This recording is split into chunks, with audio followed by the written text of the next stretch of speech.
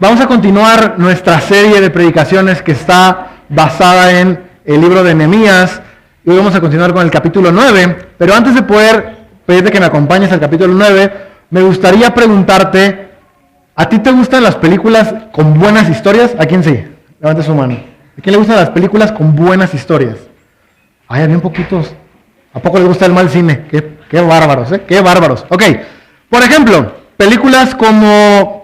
¿Te gusta Gladiador, quizá? O películas como, no sé si viste una película que se llama El Conde de Montecristo. Son películas que tienen muy buena historia. O películas más dramáticas como Los Miserables, que tienen también una muy buena historia. Y si te gusta cualquier otra, está bien. Si tú piensas que Zootopia tiene buena historia, está muy bien. Pero si te gustan las películas con buenas historias, hoy me gustaría que pudiésemos, en el pasaje que vamos a estar estudiando, que podamos tener esto bien en cuenta, la historia. ¿Por qué? Porque en una buena película, una película que quizá disfrutamos mucho, agradecemos que haya una buena historia, ¿sí o no? Porque si vas al cine y ves una película que tiene muchas quizá nominaciones y ya pagaste el cine, hasta pagaste el VIP, y no te gusta, es como de, chale, perdí mi dinero, ¿no? Pero nos gusta poder tener buenas historias y nos gusta poder seguir las buenas historias. Incluso si te gusta leer, una de las series más famosas a nivel histórico de libros que escribió Tolkien, que es El Señor de los Anillos, El Hobbit, El Silmarillion, son buenas historias. Incluso cuando escribieron los libros de Juego de Tronos, fue lo mismo, fue un hit porque eran buenas historias. Bueno, hoy vamos a ver no solamente una buena historia, hoy quiero que me acompañes a ver al Dios de la historia. Y hoy vamos a ver a través del pasaje que vamos a leer al Dios de la historia. Y si estás tomando notas, me gustaría que, si quieres apuntar el título, esta predicación lleva por nombre El corazón de un pueblo arrepentido. Y a lo largo de la predicación me gustaría poder estar desarrollando esta idea, y es un corazón arrepentido en busca de Dios, atiende la palabra de Dios, confiesa y adora. La repito, un corazón arrepentido en busca de Dios, atiende la palabra de Dios, confiesa y adora. Ok, entonces te voy a invitar a que me acompañes una vez más a orar y vamos a entrar de lleno a la predicación. Amado Dios, muchas gracias por un día más de vida y gracias por la oportunidad que nos das, amado Dios, de poder estar una vez más frente a tu palabra. Gracias porque nos das el privilegio, nos das la bendición de poder abrir tu palabra y poder escuchar lo que tú quieres hablarnos, Dios. Y es lo que te pedimos en esta hora. Ayúdanos a poder escucharte, ayúdanos a poder conocerte aún más a través de tu palabra. Y te pedimos, amado Dios, que puedas enseñarnos quién tú eres, que puedas enseñarnos la esperanza que ya tenemos en ti y podamos recordar que en ti tenemos reposo, que en ti tenemos una vida nueva y que en ti tenemos todo lo que necesitamos, Señor. Que sea tu Espíritu Santo hablando a través de mí, amado Padre, que seas tú instruyéndonos en esta mañana y, Señor, llévanos a poder verte y conocerte más a ti. En tu nombre oramos. Amén. Muy bien. Esta idea que te comparto, te la argumento con lo siguiente, y es que en el libro de Nehemías podemos ver que el pueblo había tenido un contacto directo con la palabra de Dios. Por ende, una continua exposición a la palabra de Dios a mí me va a demostrar que a lo largo de la historia, Dios es misericordioso, perdonador y fiel y lleno de gracia. Dios a lo largo de la historia se ha demostrado así. Por ende, cuando yo lo busco con un corazón arrepentido, mi respuesta es esta. Mi respuesta de manera automática es atender a su palabra, poder confesar o responder confesando y poder también responder en adoración. Y es aquí donde me gustaría que me acompañes a Nehemías capítulo 9. Y a modo de contexto nos vamos a remitir a la palabra de Dios y me gustaría que empezamos a leer desde el capítulo 8. ¿Ok? Vamos a leer a partir de Nehemías 8, versículo 18. Y dice la palabra de Dios de la siguiente manera. Esdras leyó del libro de la ley de Dios cada día, desde el primer día hasta el último día. Celebraron la fiesta 7 días y al 8º día hubo una asamblea solemne según lo establecido. Aquí hacemos una pequeña pausa y recordamos que la semana pasada se habló del capítulo 8 y que el pueblo atendió a lo que Esdras leyó y la respuesta de ellos fue que empezaron a llorar y que hubo en ellos un quebrantamiento por la palabra de Dios y leyeron que en la palabra de Dios les mandaba a festejar la fiesta de los tabernáculos. Por ende, el capítulo 8 termina diciendo que ya pasaron los 7 días de la fiesta de los tabernáculos y en el 8º día hubo una asamblea solemne según lo establecido. Y ahí arrancamos el capítulo 9. Y dice, el día 24 de ese mes se congregaron los israelitas en ayuno, vestidos de cilicio y con polvo sobre sí. En estos primeros 4 versículos que vamos a leer de Nehemías, capítulo 9, me gustaría que podamos ver algo bien puntual. Y es, ¿cuál es la actitud del pueblo que yo veo en Nehemías, capítulo 9? Porque vengo de ver que el pueblo escuchó la palabra de Dios, tuvo un encuentro con Dios, los mandaron a gozarse y festejar porque Dios les había rescatado, Dios les estaba proveyendo. Y en el capítulo 9 veo que continúan con una actitud. Y la primera cosa que me llama la atención del capítulo 9 es que se congregaron, todos en conjunto, como un solo pueblo, se congregaron. Y los descendientes de Israel se separaron de todos los extranjeros y se pusieron en pie, confesando sus pecados y las iniquidades de sus padres. Puestos de pie, cada uno en su lugar, una cuarta parte del día estuvieron leyendo en el libro de la ley del Señor su Dios, y otra cuarta parte estuvieron confesando, estuvieron confesando y adorando al Señor su Dios. Ahí tomo otra vez una pausa. ¿Te das cuenta que te compartía que un corazón arrepentido en búsqueda de Dios va a estar atento a la palabra de Dios y va a responder en confesión y adoración? Es justamente lo que estoy viendo aquí en Nehemías capítulo 9, versículo 3. Se reunieron y una vez más escucharon la palabra de Dios, la atendieron y la otra parte se la pasaron confesando y adorando al Señor su Dios. Es como si tú imaginas que tenemos la reunión del domingo y va a durar 2 horas y durante 1 hora sin parar vamos a estar leyendo la palabra de Dios y la siguiente hora sin parar vamos a estar adorando, cantando, confesando nuestros pecados a Dios, teniendo un tiempo de oración, un tiempo de quizá cantos. Eso es lo que hizo el pueblo de Israel. Eso es lo que tomaron un momento para hacer. Y entonces aquí viene algo que me llama mucho la atención. Ya vi cuál fue la actitud del pueblo y aquí viene lo interesante que quiero que podamos profundizar un poquito en ello. Y es, me gustaría que veamos qué es lo que ellos hacen. Ya que ellos escuchan la palabra de Dios, ya que ellos confiesan y ya que ellos adoran, comienzan a orar. Y del versículo 5 del capítulo 9 al versículo 31, me voy a dar cuenta que el pueblo de Dios comienza a orar. Y me gustaría que pienses por un momento, si está el pueblo de Israel, vienen del cautiverio, Dios los trajo de regreso, levantó a Nehemías, proveyó de todo para que pudiesen reconstruir la muralla, y hubo ataques, hubo persecución, hubo amenazas de muerte, y con todo Dios los libró. ¿Tú qué piensas que ellos van a comenzar a orar en ese momento? No quiero que me respondas, pero quiero que medites. ¿Qué piensas que el pueblo de Dios va a orar en ese momento? Si tú estuvieras en su misma posición, si tú estuvieras en el mismo punto de ellos, ¿tú qué orarías? Si ya pasaste todo lo que Nehemías nos escribe del capítulo 1 al capítulo 8. Vamos a ver qué es lo que el pueblo de Dios ora. Si ya contestaste, no, pues yo oraría tal o tal, buenísimo. Vamos a ver qué ora el pueblo de Dios y cuál es su corazón. Y lo primero que me gustaría que pudiésemos notar antes de leer algunos conceptos básicos y claves de este pasaje es lo siguiente, y es que el pueblo de Dios recuerda su historia. Si tú conoces la palabra remembranza, hacen una remembranza de Dios en su historia. Y arrancan en el versículo 7, por ejemplo, diciendo, tú eres el Señor Dios, que escogiste a Abraham, lo sacaste de Ur de los Caldeos y le diste por nombre Abraham. Comienzan en su historia. Comienzan primero los primeros versículos con la creación. Comienzan hablando de la creación y reconociendo a un Dios creador y de inmediato reconocen algo. Tú eres el Dios que escogió a Abraham. Tú eres el Señor nuestro Dios. Y más adelante, versículo 9, dicen, tú viste la aflicción de nuestros padres en Egipto. Siguen haciendo memoria de la historia y ahora reconocen a Dios en el momento en el cual estaban esclavos en Egipto. Y luego, más adelante podemos ver lo siguiente, dice en el versículo 17, pero tú eres un Dios de perdón, clemente y compasivo, lento para la ira y abundante en misericordia. Están recordando más partes de la historia. ¿Hacia dónde se están brincando ahora? Hacia los jueces, hacia los reyes. Dicen en la siguiente parte, aquí mencionando el tiempo en el desierto, en tu gran compasión, tú no nos abandonaste en el desierto. Más adelante dice, y diste tu buen espíritu para instruirles y no retiraste tu maná de su boca. Fíjate cómo ahorita vamos en el versículo 20, pero el pueblo comienza a recordar su historia y a la par que recuerdan su historia, recuerdan cómo Dios estuvo presente en cada momento desde la creación.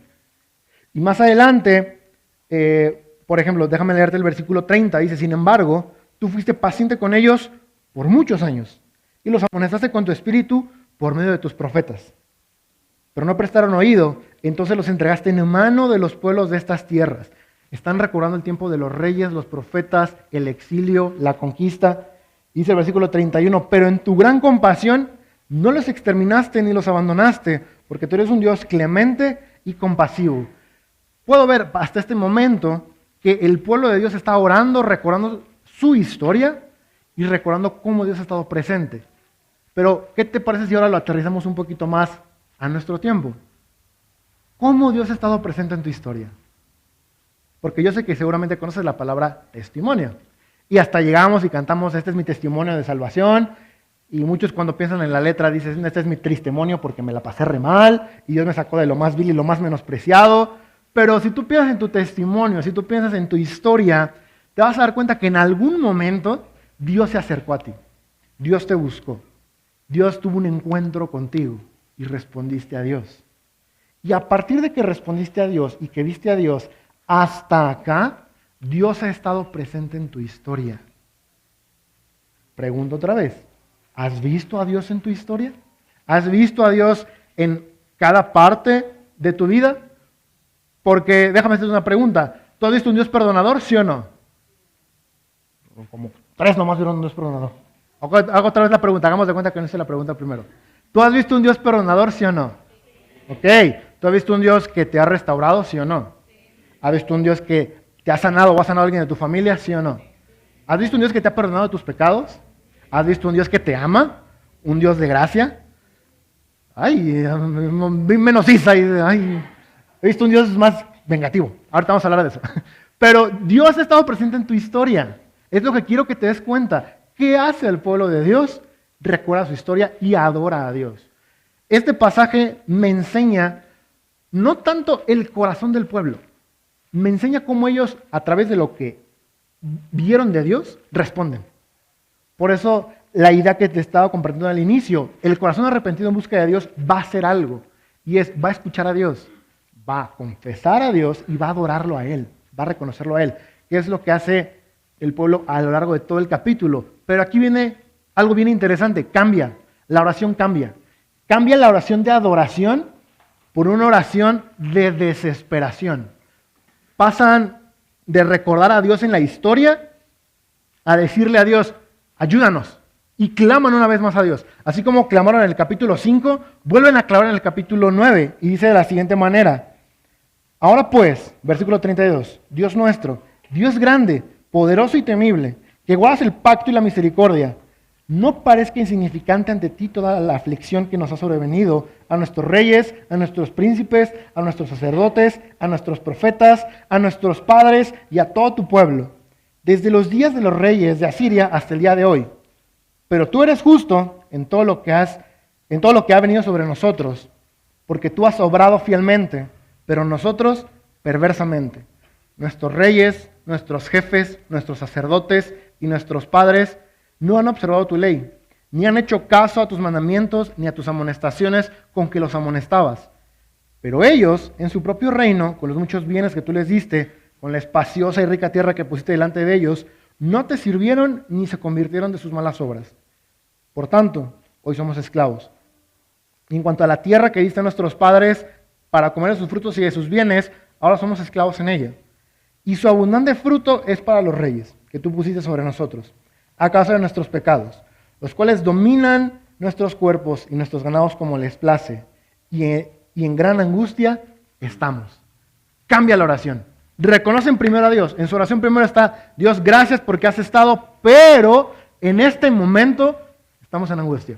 En este momento clamamos a ti desesperados porque nos sentimos esclavos. En la tierra que tú nos diste, en la tierra que tú prometiste, en la tierra que tú no solamente prometiste, sino nos diste, ahora por nuestras decisiones estamos en gran angustia. Ahora, por lo que yo hice, en gran angustia me siento. Ahora, por mis malas decisiones y por darte la espalda a ti y a tu ley y a tus mandamientos, como le dice en el mismo pasaje de Nehemías 9, pero un poquito más atrás, ahora me siento como un esclavo en esta tierra.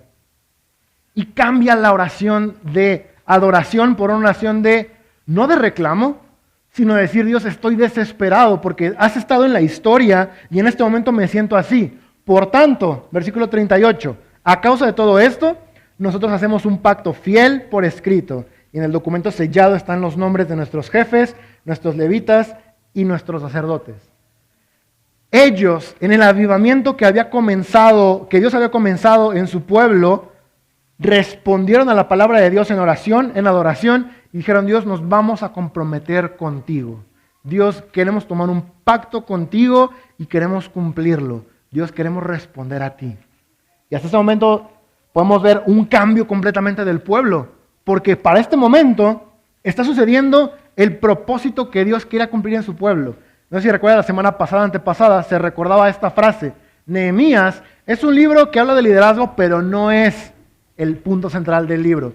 Nehemías en su narrativa no me quiere enseñar a ser un buen líder. Nehemías en su narrativa me quiere enseñar cómo Dios quiere restaurar su relación con su pueblo de manera personal e íntima, y también cómo Él les va a proveer de todo. Y cómo Él quiere regresarlos a su ley. Capítulo 8 ya lo hizo. Ya los regresó a su ley. Capítulo 9 ya está en su corazón haciendo algo. Ya los está llevando a poder responder y a clamar. El verdadero avivamiento, familia, recuerda esto. Escucho la palabra de Dios, vuelvo a las Escrituras y en base a lo que yo conozco de Dios, de quién es Él, de su carácter, de su esencia, y ver mi incapacidad como humano, como mortal, pero que yo en Dios tengo todo, respondo y vivo. Eso es avivamiento, regresar a la palabra de Dios y clamar a Él. No hay más. Y esto es lo que estamos viendo en el pueblo de Israel. Y aquí es donde me gustaría comenzar a aterrizar algo a tu vida. Y es, ¿ves a Dios en tu vida? ¿Lo has visto en tu historia? Y si me puedes decir, sí. Y si alguien llega y te pregunta, oye, el Dios que tú crees, ¿cómo me puedes corroborar que he estado en la historia? Porque, ojo, el pueblo de Israel recordó su historia. Y desde el Génesis hasta el presente que estaban en este momento, recordaron a Dios. ¿Tú sabes cómo ha estado Dios en la historia y en tu historia? Porque en tu historia, yo espero que sí. Pero ¿sabes cómo ha estado Dios en la historia? Eso es lo que te quiero enseñar hoy. Es lo que quiero que me acompañes a ver y a maravillarte junto a mí, a ver a un Dios que ha estado presente en la historia, y como Él ha estado presente en la historia, por ende está presente en tu historia. ¿Por qué te lo quiero compartir así? Y no me lo tomes a mal, pero para que le creas. ¿Sabes por qué lo digo? Porque ¿sabes cuán fácil es que no le creamos a Dios? ¿Sabes cuán fácil es que perdamos nuestra fe en Dios? ¿Sabes qué fácil es que estamos pasando una circunstancia y queremos hacerle primero caso al dinero, o al seguro, o al doctor, o a etc, etc, etc, en vez de creerle a Dios? Aun cuando antes en la historia, que ahorita me decías, sí, yo he visto a Dios de esta manera, o en esta otra, en el momento más cumbre y más difícil, olvidamos que Él ha estado ahí. Y en el momento quizá de prueba, en el momento quizá donde me siento triste, olvido que Dios ha estado ahí. Cuando me siento muy culpable por mi pecado, muy sucio, olvido que Dios ha estado ahí. Y en la historia, en 1 de Pedro capítulo 1, me puedo dar cuenta que en el versículo 20, Dios dice que desde antes de la fundación del mundo, Él había preparado a un cordero, Él había preparado un sacrificio. En Génesis capítulo 3, yo puedo ver que cuando viene la creación, crea Dios a Adán y a Eva, ellos se equivocan, eligen el pecado, y Dios hace una promesa en el versículo 15 del capítulo 3 de Génesis, en la cual dice, tu simiente, mujer, va a herir al diablo, va a ir a la serpiente. Desde ahí Dios promete un salvador, va a ir alguien que va a vencer al pecado y a Satanás. Y en Filipenses capítulo 2 yo veo que ese alguien viene, que ese alguien no toma su posición junto a Dios como algo que aferrarse, sino que viene y en humildad viene con los hombres y a caminar entre los hombres. Ese Cristo es el que te acompaña y que te ha salvado. ¿Lo crees? ¿Sí lo crees o no? Porque los veo no tan convencidos, los siento como que siento que lo estoy regañando, pero no lo estoy regañando. Pero ojo, ¿por qué te lo estoy compartiendo tan así, con este tono de voz? ¿Por qué te lo comparto así? No para convencerte, para que veas cuál es el Cristo que tienes, para que veas quién es el Jesús que camina contigo. ¿Y sabes por qué te lo comparto desde antes de la fundación del mundo? Porque te tengo una mala noticia. No me quiero adelantar a la predicación de la siguiente semana, que es donde vamos a ver el pacto que hace el pueblo con Dios. Y tampoco te quiero adelantar cómo termina el libro de Nehemías, pero el pacto no lo cumplen. ¿Te ha pasado eso? Que tú estás pasando una situación difícil y dices, Dios, si tú me resuelves esto, voy a orar más. Si tú me resuelves esto, voy a servir en la iglesia todos los domingos. Si tú me contestas esta oración, si tú me quitas esta tristeza porque me siento traicionado, porque mi chica me dejó, mi chico me engañó mi esposa, si tú me respondes esto y restauras esto, te prometo que voy a ofrendar más. Si tú te has sentido como yo muchas veces en ese aspecto donde queremos pactar con Dios, te voy a decir algo, amada familia. ¿En qué nos diferenciamos entonces de los católicos? Los cuales, cuando viene la temporada de diciembre, se pueden hacer largas caminatas para poder cumplir lo que le prometieron a la Virgen o a algún santo. Y si la riegan, vuelven a caminar porque ya no cumplieron lo que prometieron. Y si les contesta, vuelven a caminar en agradecimiento porque les contestó. ¿En qué nos diferenciamos entonces? ¿Te das cuenta que muchas veces caemos en cosas que queremos atribuir a nosotros? De decir, Dios, yo sé que tú eres Dios, yo sé que tú eres el Dios que me ha salvado, el Dios que me ha rescatado, el Dios que me ha perdonado, pero en esto que estoy pasando, yo voy a ver qué hago para resolver. Y si no se puede, ya vengo a ti. Pero ¿qué pasa? ¿Qué pasa? ¿Cuál es la buena noticia? Porque el pacto que hicieron quizá los hijos de Dios en este momento, el pueblo de Dios, se rompió. Tú y yo no somos parte de un pacto así. ¿Sabes por qué? Porque ya no necesitamos hacer ningún pacto. Es entonces que te quiero pedir que me acompañes en la historia a Jeremías capítulo 31. Lo que se leyó en el tiempo de música hace un momento. Y dice de la siguiente manera: vienen días, declara el Señor, en que haré con la casa de Israel y con la casa de Judá un nuevo pacto. Paro ahí. ¿Sabes que este pacto que escribió Jeremías fue antes de lo que hicieron los hijos de Israel en Nehemías 9? Ellos ya sabían que iba a venir un pacto así. Ellos ya lo sabían. Ya un profeta había dicho, va a pasar esto. Y aún así decidieron hacer un pacto de ellos. ¿En qué se diferencia el pacto? Bueno, dice así Jeremías 31:32. No como el pacto que hice con sus padres el día que los tomé de la mano para sacarlos de la tierra de Egipto. Mi pacto que ellos rompieron, aunque fui un esposo para ellos, declara el Señor, porque este es el pacto que haré con la casa de Israel después de aquellos días, declara el Señor. Pondré mi ley dentro de ellos y sobre sus corazones la escribiré.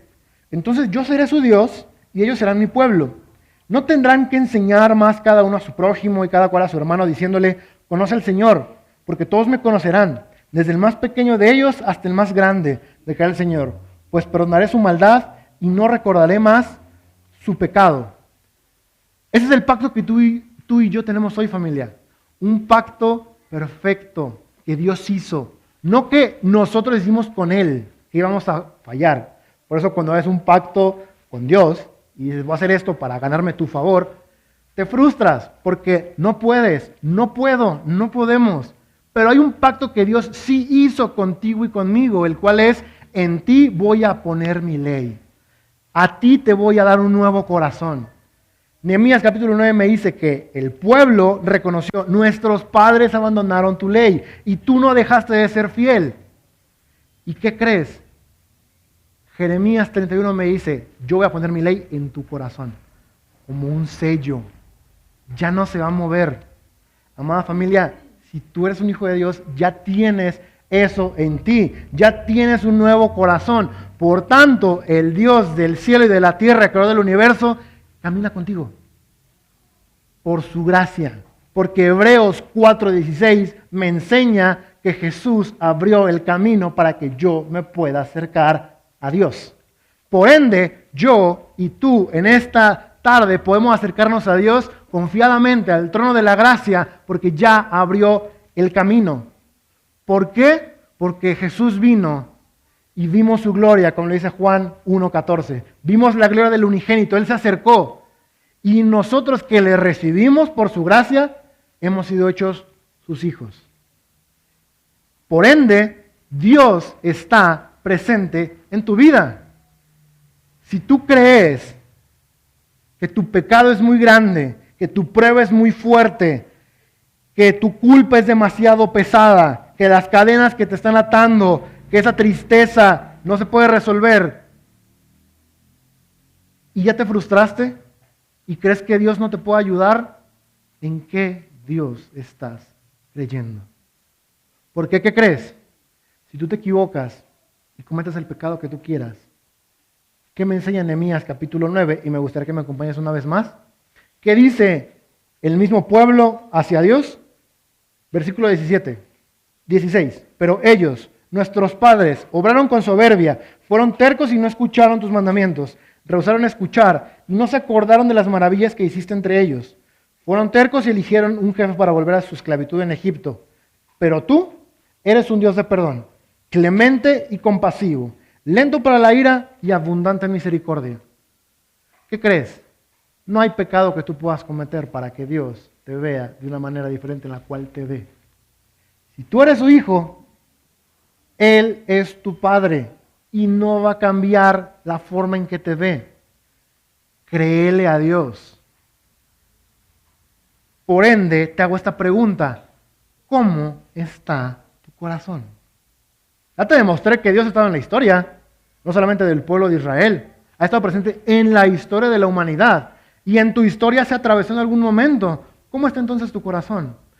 ¿Tienes un corazón arrepentido? Y ojo, recuerdo lo que se mencionó la semana pasada, el corazón arrepentido no es el corazón que está chillando todo el día y que se la pasa deprimido y que quiere hacer cosas para poder ganarse el favor de la persona que le faltó. Eso no es arrepentimiento. Segunda de Corintios, capítulo 7, me dice que el arrepentimiento del mundo sí se ve así. Pero el arrepentimiento que da Dios realmente hace un cambio. Por eso hemos dicho muchas veces en la iglesia y en muchos lugares, el arrepentimiento es un giro de 180 grados. Porque de veras cambias. ¿Pero quién cambia? ¿Tú? No, Dios te cambia a ti.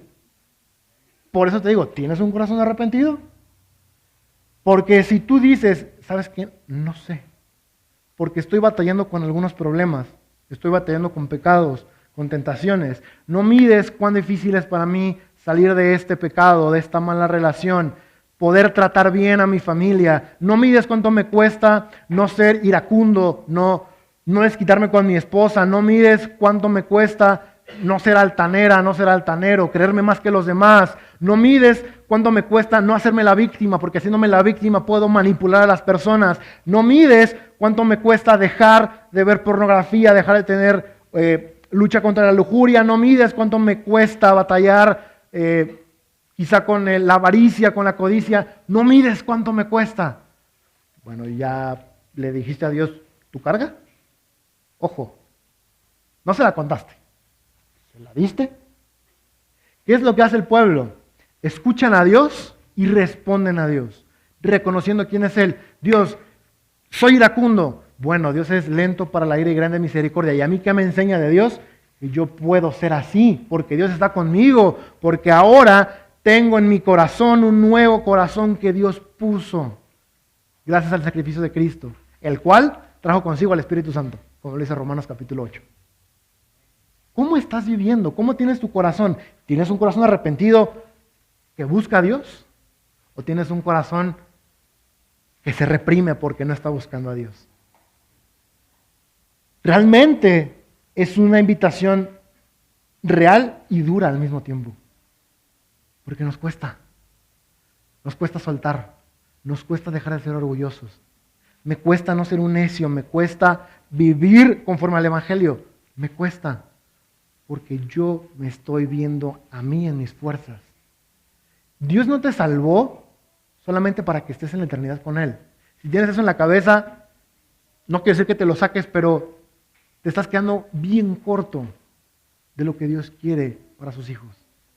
Dios te salvó para que lo conozcas a Él en la tierra.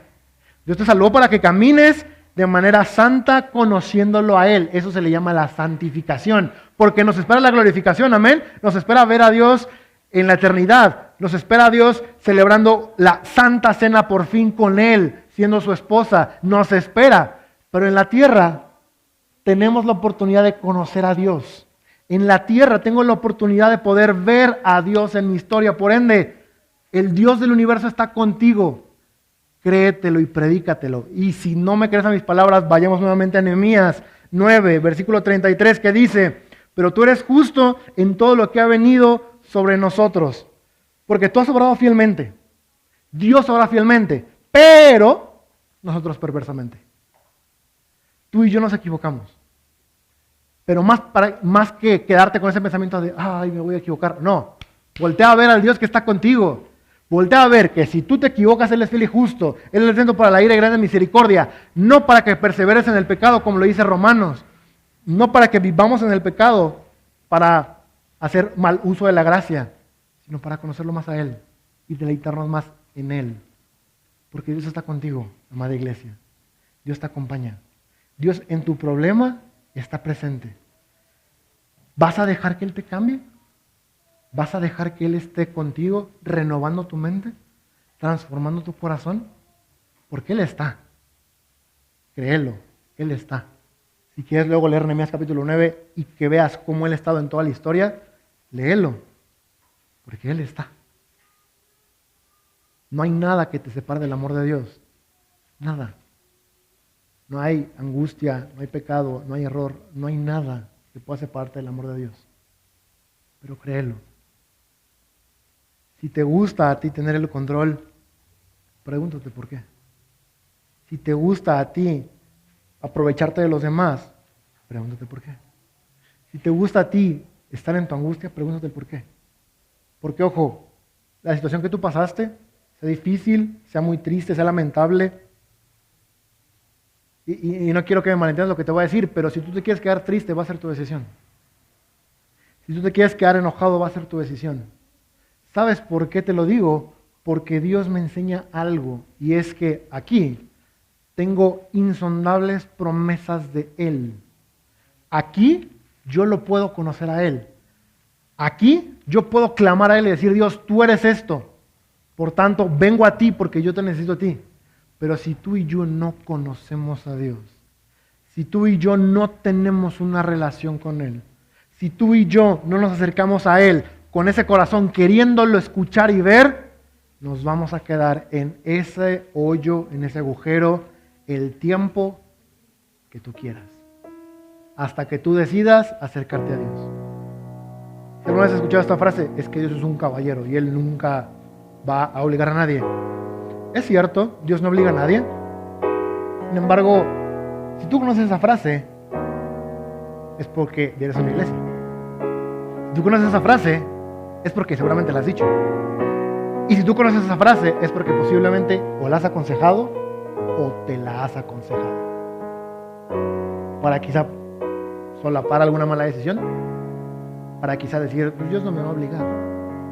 Pues Dios al final me va a encontrar y me va a perdonar. Amado, Dios no funciona así. Dios te ama y Él no va a dejar de hacerlo. Dios te ama, y por eso si estás aquí por primera vez escuchando este mensaje o aún dices, yo no soy un hijo de Dios, Dios te ama. Dios te ama, por eso envió a su Hijo.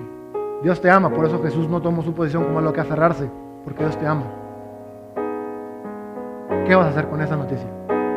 ¿La vas a creer? ¿Vas a caminar en pos de ella? ¿Vas a adorar a Dios diciendo: gracias porque tú eres esto, te traigo mi pecado, mi prueba, mi dificultad, la confieso delante de ti porque tengo un corazón que te anhela, te busca y te necesita? Te necesita en todo. No solamente lo necesitas en tu matrimonio. Si eres papá o mamá, lo necesitas para tu paternidad y maternidad. Si eres hijo, lo necesitas para someterte a tus padres. En tu empresa, en tu trabajo, lo necesitas para poder mostrarlo a Él. En tus relaciones, lo necesitas para poder mostrar su evangelio antes que tu carne. Lo necesitas para quizás los planes que tengas. Para decirle a Dios, así como Nehemías, este es mi plan. ¿Se suma a tu voluntad? Este es mi deseo. ¿Se suma a ti?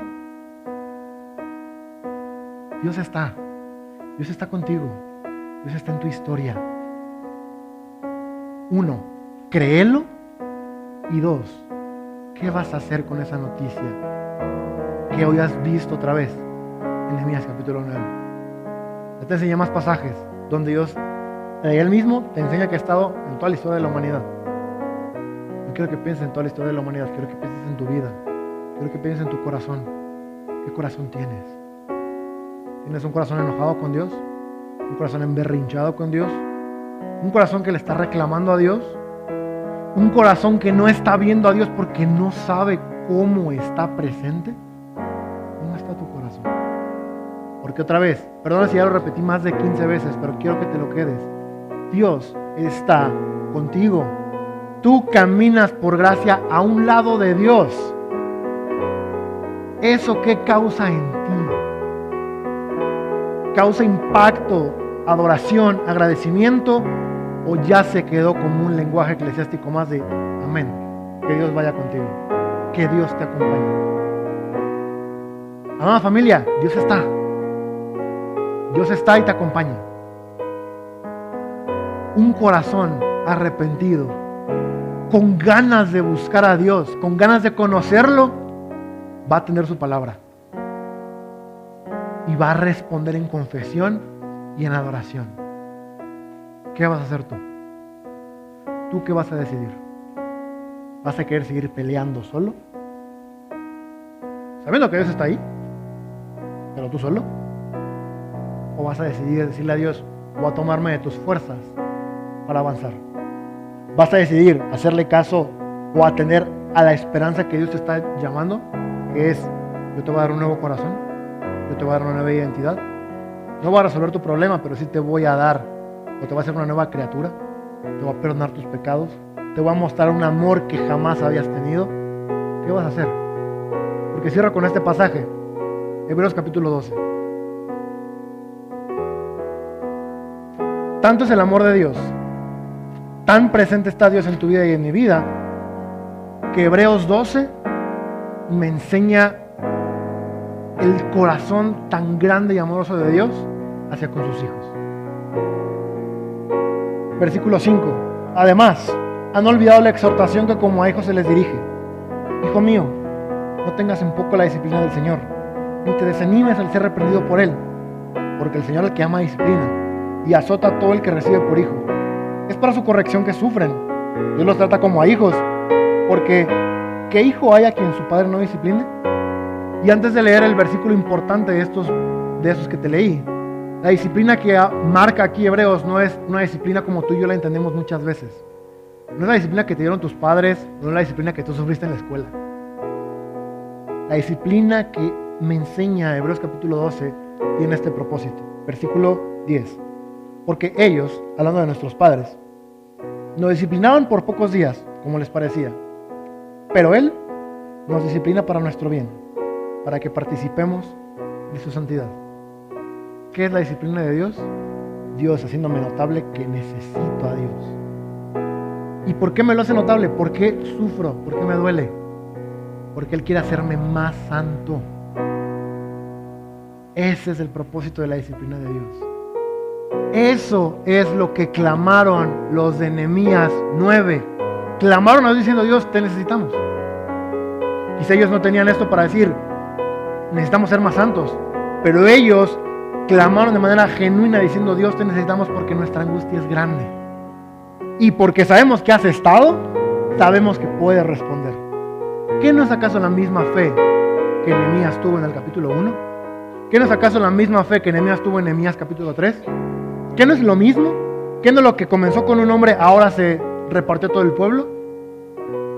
¿Qué estás esperando tú para responder a Dios? ¿Qué estás esperando tú para poder hacerle caso a Dios? ¿Qué estás esperando tú para tener un corazón arrepentido?